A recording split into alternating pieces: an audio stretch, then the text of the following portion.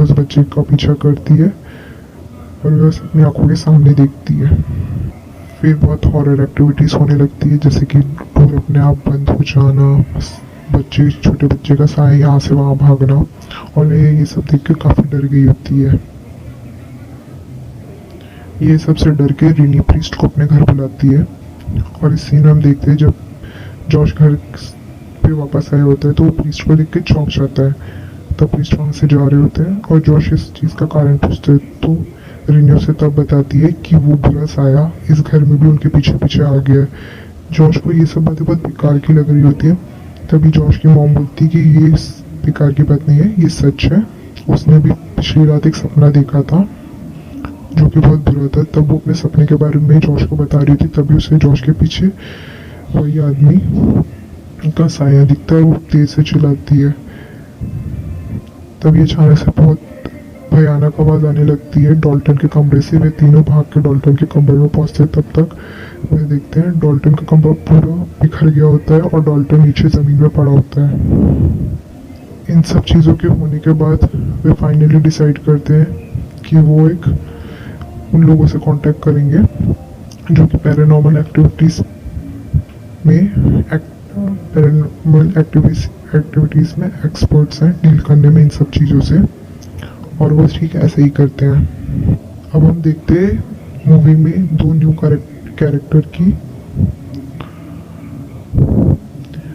Entry होती है, specs and टकर की। उन्हें एलिस ने भेजा होता है। एलिस वो उनकी लीडर होती है जिसका काफ़ी सालों का तजुर्बा होता है इन सब चीज़ों में, भूतों प्रेतों से लोगों को आज़ादी दिलाने में। सो एलिस दूर रहती है तो उन्होंने पहले अपने ये दो असिस्टेंट टकर और स्पेक्स को जॉश फैमिली के घर में भेजा होता है देखने के लिए कि वहाँ पे एक्चुअली सच में ऐसा कुछ है या फिर ये सिर्फ उनकी वहम है। तो यहाँ टकर और स्पेक्स आते हैं। उनके पास कुछ कैमरे वगैरह होते हैं जिसमें वो कैप्चर कर सकते हैं अगर कोई स्पिरिट हो, और भी अलग अलग तरह के टूल्स होते हैं। तो उस दौरान जब वो कोशिश कर रहे होते हैं कि उन्हें कुछ पता चले अपने कैमरे से पूरे घर में, तो तभी टकर को अपने कैमरे में स्पिरिट्स दिखने लगती है और वह काफ़ी डर जाता है और फौरन एलिस को बुलाने की सुझाव देता है। और एलिस नेक्स्ट सीन में एलिस यहाँ आ जाती है।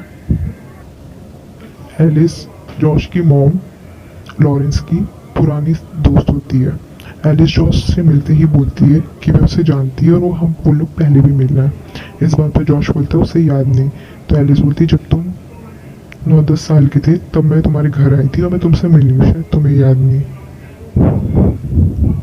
तब एलिस रीनी और जॉश से बोलती है कि वह डॉल्टन से मिलना चाहेगी, उसे दिखना चाहेगी। तो वो लोग उसे डॉल्टन के कमरे में लेके जाते हैं। डॉल्टन को देखते ही वे समझ जाती है उस पर बुरी शक्तियों का साया है। जैसे वो डॉल्टन के पास जाने लगती है, वह उसके ऊपर ठीक देखती है कि वहाँ पे एक बुरी शक्ति है जो उसके आसपास है, और उसे अंदाज़ा हो जाता है कि डॉल्टन खतरे में है। इस सीन के बाद एलिस रीनी और जॉश को बताती है कि उनका बेटा बुरी शक्तियों के कब्जों में है और वो इस दुनिया में नहीं है। उनके बेटे के पास एक ऐसी शक्ति है जिससे वो नींद में दूसरी दुनिया में जा सकता है। वो दुनिया जहाँ पे जीवित लोग नहीं मिलते कभी, वहाँ पे सिर्फ मरे हुए लोग होते हैं। वो शैतानों की दुनिया में जा सकते हैं और वो ये काम अब से नहीं बचपन से करते आ रहे हैं और अब तक वो बहुत दूर पहुँच चुका है। उन लोगों के पास बहुत कम समय है कुछ करने का, वरना वो लोग डॉल्टन को हमेशा के लिए खो देंगे। सो अब रीनी बहुत डर गई होती है और वह एलिस से रिक्वेस्ट करती है कि वो कैसे भी करके डॉल्टन को बचा ले। सो इन लोग एक एक्टिविटी करते हैं जिसपे लोग डॉल्टन से कांटेक्ट करने की कोशिश करते हैं, जिसपे एलिस कुछ टूल्स वगैरह पहन के उसकी दुनिया में डॉल्टन से दूसरी दुनिया में कांटेक्ट करने की कोशिश करती है। सो इन लोग डॉल्टन से कांटेक्ट करते हैं तो डॉल्टन बार बार एक ही बात बोल रहा होता है, धीरे बोलो वो सुन लेगा, उन लोग उसे छोड़ेगा नहीं, अगर सुन लिया तो मारेगा ही, ऐसे ऐसे होता है। तो उसके बाद उन काफ़ी इस एक्टिविटीज़ के बाद उनके घर में काफ़ी अजीब अजीब चीज़ें होती हैं, कुछ चीज़ें अपने आप से टूट जाती हैं, ये सब होता है। उसके बाद उन्हें कोई और रास्ता नहीं मिलता डॉल्टन को बचाने का। तब फाइनली एलिस बोलती है कि बस डॉल्टन को ये जो शक्तियाँ हैं ये उसे गिफ्ट में मिली है उसके डैड जॉश से। ये सुनते ही सब शॉक हो जाते हैं।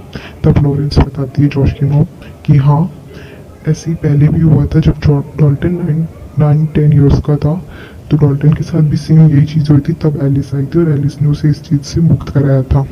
तब एलिस बोलती है कि अगर डॉल्टन को कोई बचा सकता है तो वो सिर्फ जॉश है। वही उसी की दुनिया में, जॉश भी उस दुनिया में जा सकता है और उसे वापस लेके आ सकता है। जॉश को ये सुन के काफ़ी शॉकिंग लगता है क्योंकि उसे कुछ याद नहीं होता। उस टाइम पर फिर जॉश की मॉम लॉरेंस एलिस के साथ मिलकर जॉश को उसके बचपन के फोटोज दिखाती है। जब उन लोग नोटिस करते हैं कि जॉश की हर फोटो में पीछे एक औरत का साया था, इसलिए जॉश को कभी फोटो खिंचवाने से रोक दिया गया और जॉश इसलिए कभी फोटो नहीं खिंचवाता, ना जॉश कभी वो बचपन की फोटोज जॉश को दिखाई गई। तब जॉश फाइनली डिसाइड करता है कि वो उस दुनिया में जाएगा और अपने बेटे को वापस लेके आएगा। सो ये लोग वो एक्टिविटी स्टार्ट करते हैं। जॉश उस दुनिया में जाने के लिए रेडी होता है और जॉश उस दुनिया में पहुंच जाता है और भूतों से लड़ के जॉश कैसे भी करके अपने बेटे डॉल्टन को वहाँ उस दुनिया में जाके ढूंढता है। उस बीच उसे बहुत अलग अलग तरह के भूत दिखते हैं और बहुत डरावने मंजर दिखते हैं, पर डॉल्टन को बचाने के लिए जॉश सबसे मुकाबला करता है और कैसे भी करके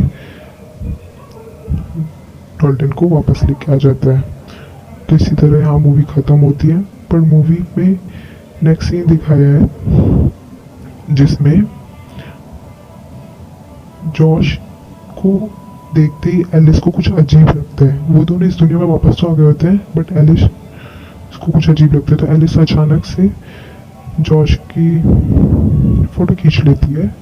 ये एक तरफ यहाँ पे एक हैप्पी एंडिंग हो गई थी जहाँ पे डॉल्टन वापस उठ गया होता है, आ गया होता है अपनी दुनिया में, डाइनिंग टेबल में बैठ के अपनी मॉम के साथ डिनर कर रहा होता है, खुश होते हैं। और एक तरफ एलिस जब जॉश को देखती है तो उसे बहुत अजीब लगता है। जब वो उसकी फ़ोटो खींचती है तो जॉश अचानक से काफ़ी भयानक रूप ले लेता है और वो एलिस का गला दबा के एलिस को मार देता है। और यहाँ स्टोरी इसी रहस्य के साथ ख़त्म हो जाती है। इससे हमें ये अंदाज़ा तो हो गया है कि जॉश के अंदर भी आत्मा घुस चुकी है। वो गया तो था डॉल्टन को लेने बट वो खुद वापस ना आ पाया।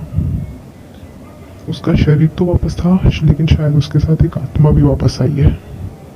तो ये स्टोरी यहीं पे ख़त्म हो जाती है।